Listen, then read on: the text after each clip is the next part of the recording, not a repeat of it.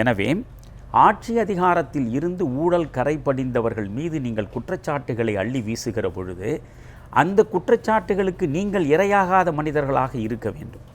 அதற்காக இடதுசாரி இயக்கங்களையும் வைகோவினுடைய மதிமுகவையும் ஒன்றாக மேடையில் ஏற்றி மாற்று அரசியலுக்கான தொடக்கத்தை இங்கிருந்து நாம் உருவாக்குவோம் என்று நிரம்ப சிரமங்களுக்கு இடையில் எங்களுக்கு உள்ள மிக குறைந்த வசதி வாய்ப்புகளை வைத்துக்கொண்டு திருப்பூரில் நாங்கள் ஒரு பிரம்மாண்டமான மாநாட்டை கூட்டினோம். அந்த கூட்டத்தில் இதே ஜி ராமகிருஷ்ணன் வாய் திறந்து மாற்று அரசியல் குறித்து பேசவில்லை. அன்றைக்கு இந்திய கம்யூனிஸ்ட் கட்சியின் சார்பாக பங்களிப்பை தந்த நான் தொழுது வணங்குகிற ஒரு அரசியல் துறவி நல்லக்கண்ணு ஐயா அவர்களும் இதில் எந்த விதமாகவும் தன்னை ஈடுபடுத்தி கொள்ளவில்லை.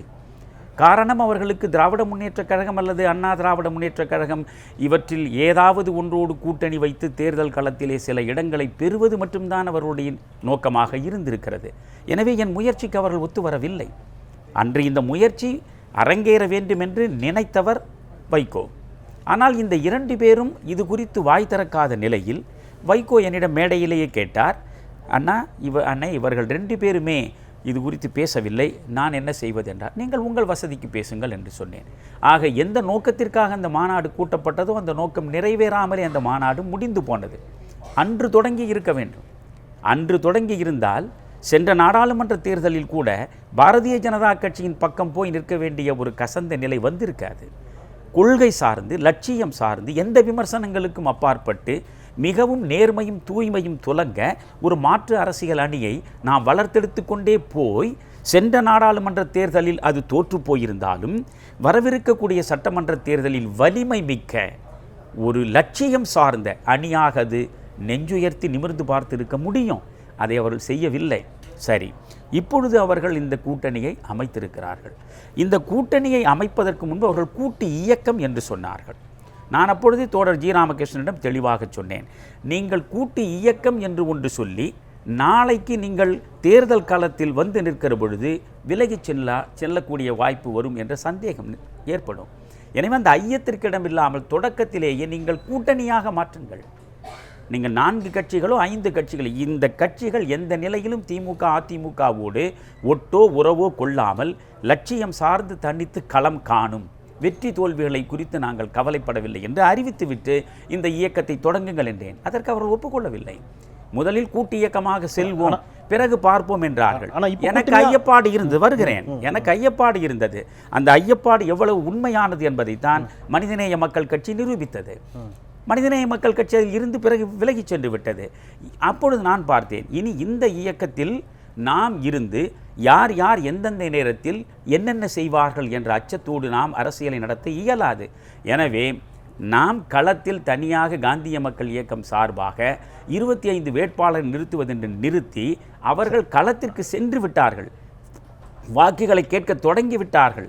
அதற்கு பிறகு இந்த மக்கள் நல கூட்டணி வருகிறது. மக்கள் நல கூட்டணி வந்துவிட்ட பிறகு நான் நிறுத்தி இருக்கக்கூடிய 25 வேட்பாளர்களை என்னால் பலியாடுகளாக மாற்ற முடியாது. அதனால் நான் தனியாகவே களம் காணுவது என்று முடிவெடுத்து கடந்த நாடாளுமன்ற தேர்தலின் பொழுதும் இதே ஆட்டங்கள் கிட்டத்தட்ட ஒரு ஆடுபுலி ஆட்டம் போலவே அது நடைபெற்றுக் கொண்டிருந்தது. கூட்டணி ராஜ்நாத் சிங் தலைமையில் இங்கே வந்து அவர்கள் ஒரே மேடையில் அமர்ந்து கூட்டணியை உறுதி செய்வதற்கு முந்தைய தினம் வரை வானதி சீனிவாசன் ஒரு ஊடகத்திற்கு அளித்த பேட்டியில் இதை சொன்னார். கொங்கு நாடு மக்கள் கட்சியோடு அவங்க பேரை சேர்த்து ஒரு பேனர், அவங்க இல்லாமல் ஒரு பேனர் என்றெல்லாம் அச்சடிக்க வேண்டும். செந்தில், முந்தைய தினம் வரை அல்ல, ராஜ்நாத் சிங் வந்து அறிவிக்கிற 2 மணி நேரம் அது வரைக்கும் ஒரு விதமான ஊசலாட்டத்தில் இருந்த அணியின் மீது உங்களுக்கு இருந்த நம்பிக்கை தேர்தலுக்கு 3 மாதங்களுக்கு முன்பாக உறுதி செய்து பிரச்சாரத்தில் இறங்கிவிட்ட மக்கள் நல கூட்டணி மீது ஏன் இப்பொழுது மக்கள் நல கூட்டணியின் மீது எனக்கு எந்த ஐயப்பாடும் கிடையாது. இருக்கக்கூடிய 4 கட்சிகளில் குறைந்தபட்ச வரைவு திட்டத்தை மக்கள் முன்னாலே வைத்திருக்கிறார்கள். மக்கள் முன்னால் வைத்துவிட்டு ஒரு நெறிசார்ந்த அரசியலை உருவாக்க வேண்டும் என்கிற நினைப்போடும் முனைப்போடும் அவர்கள் களத்தில் இறங்கிவிட்டார்கள். 2 திராவிட கட்சிகளை வீட்டுக்கு அனுப்புவது ஒன்றுதான் அவருடைய இலக்கு என்கிற பொழுது நான் அவர்களை மனப்பூர்வமாக வரவேற்கிறேன், வாழ்த்துகிறேன். ஆதரிப்பீர்களா? எங்கள் ஆதரவு உண்டு. நான் தெளிவாக அந்த இந்த 25 வேட்பாளர்கள் போக இன்ன பிற தொகுதியில் நீங்கள் அவர்களை ஆதரிப்பீர்கள். இந்த 25 தொகுதிகளில் அவர்கள் உங்களை ஆதரிக்க தயாராக இருக்கிறார்களா? அவர்களிடம் ஆதரவு கேட்டீர்கள்? நான் அவர்களிடம் அதாவது நான் இப்பொழுது ஒரு நோக்கத்தோடு இருக்கிறேன். நான் வெளிப்படையாக உங்களுக்கு சொன்னேன். நான் ஒரு சின்ன இடைவெளிக்கு பிறகு அந்த நோக்கத்திலிருந்து தொடர்கிறேன். ஒரு சிறிய இடைவெளிக்கு பிறகு அந்த நோக்கத்திலிருந்து தொடரலாம். மக்கள் நல கூட்டணியை ஆதரிப்பதற்கு தமிழர் மணியன் தயாராக இருக்கக்கூடிய சூழலில் மக்கள் நல கூட்டணி காந்திய மக்கள் இயக்கத்தினுடைய வேட்பாளர்கள் களம் காணும் 25 சட்டப்பேரவை தொகுதிகளில் அவர்களை ஆதரிக்க தயாராக இருப்பார்களா? பயணிக்கலாம் சிறிய இடைவேளைக்கு பிறகு.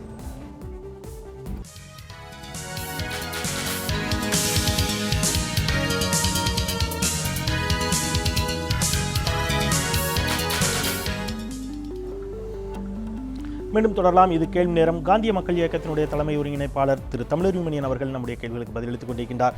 அந்த நோக்கத்தில் இருந்து தொடரலாம் அப்படின்னு சொன்னேன். சொல்லுங்க. மக்கள் நல கூட்டணியை நாங்கள் ஆதரிக்கிறோம், நாங்கள் நிற்காத இடங்களில் என்று சொல்லியிருக்கிறேன்.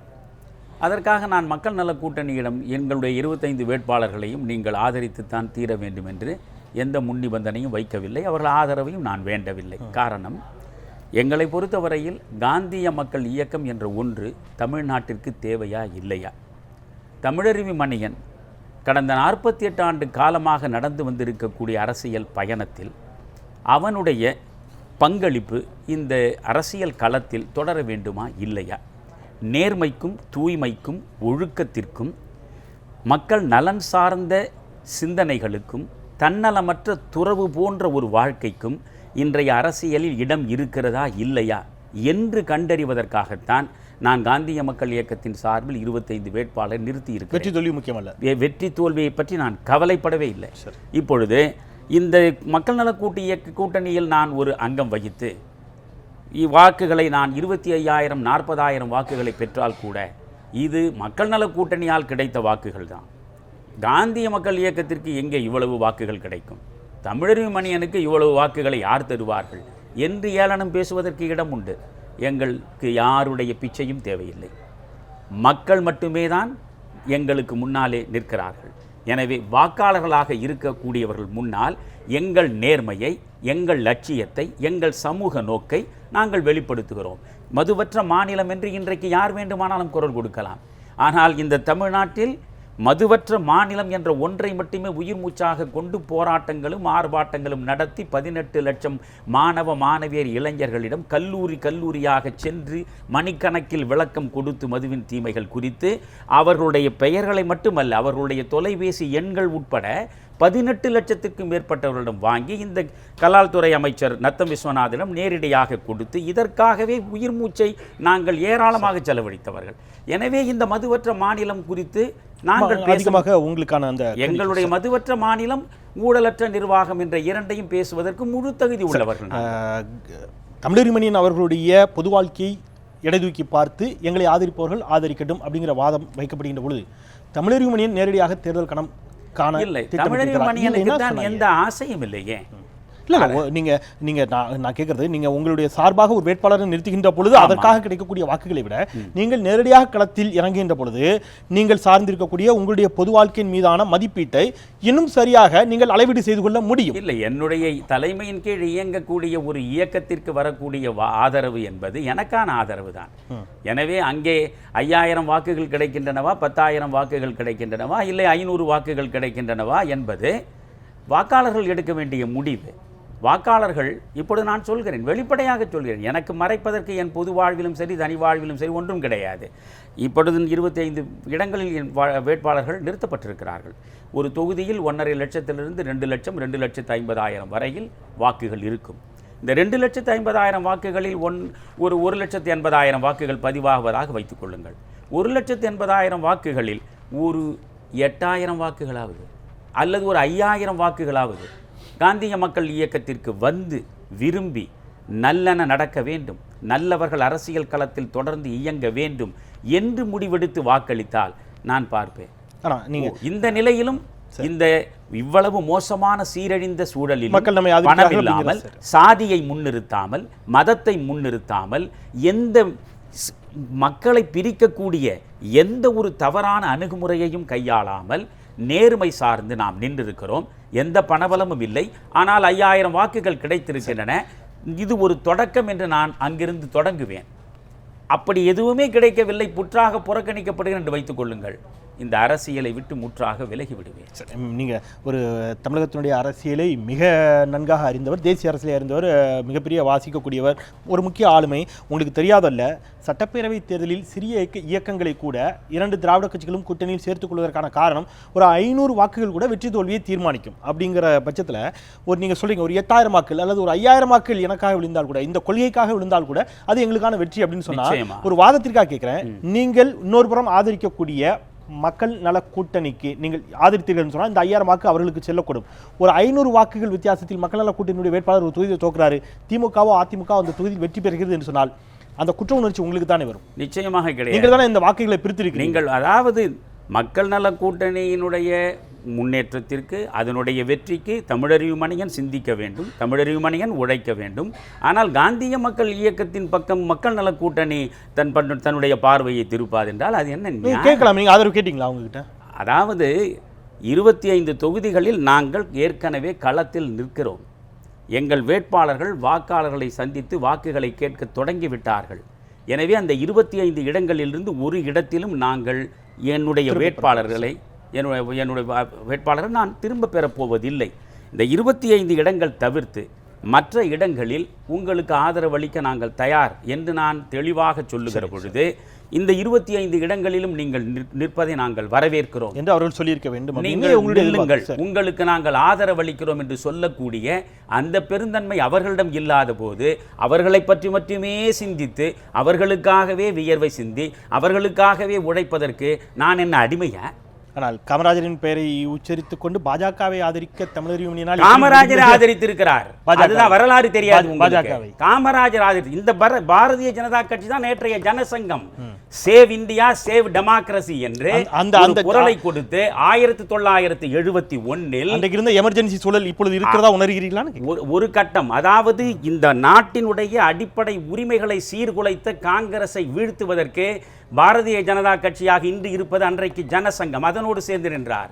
எந்த காலத்திலும் வகுப்புவாதத்தையும் மதவாதத்தையும் மறந்தும் ஏற்காத சோசலிஸ்டுகள் கூட நின்றார்கள். 1970 வரலாறு தெரியாதவருடன் இவற்றையெல்லாம் பேசுங்கள். எனவே பெருந்தலைவர் காமராஜர் வகுத்து கொடுத்த பாதையிலிருந்து தமிழறிவு மணியன் என்றும் மாறுபட்டவன் கிடையாது. அன்று திராவிட கட்சிகள் இன்று வரையில் ஊழலினுடைய உற்சவத்தை நடத்தி கொண்டிருக்கின்றனவே தவிர, இந்த 2 திராவிட கட்சிகளை புறம் தள்ள வேண்டும் என்று கடைசி வரை காமராஜ் சொன்னார். நான் எந்த காலத்திலும் திராவிட முன்னேற்ற கழகமோ அண்ணா திராவிட முன்னேற்ற கழகமோ ஆட்சிக்கட்டில் இருப்பதற்காக ஒரு வாக்குச்சீட்டை கூட பயன்படுத்தியது கிடையாது. இன்னும் பல கேள்விகளோடு தொடரலாம் ஒரு சிறிய இடைவேளைக்கு பிறகு.